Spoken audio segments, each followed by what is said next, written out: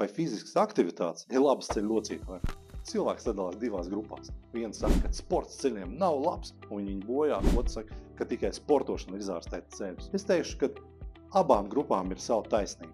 Pastāstīšu savu skatījumu uz problēmām ceļiem un fiziskām aktivitātēm. Ļoti svarīgi, kā mēs zinām, ir organismam būt kustībā. Gados veciem pacientiem ir jāstaigā, lai uzlabotu mikrocirkulāciju. Jauniem pacientiem aktivitātes līmenis var būt lielāks.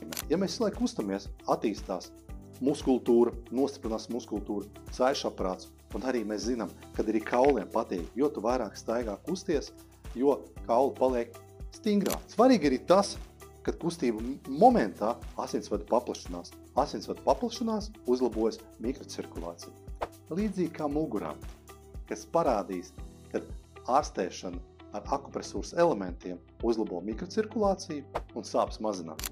Regulāras pastaigas uzlabo asinsrita ceļu locītavā, nostiprina muskultūru un saišu aparātu. Lietojot akupresūras ortozes, uzlabot mikrocirkulāciju jūsu ceļos un dzīvojot bez ceļu sāpēm. Ar jums traumatologs Agris Mertens.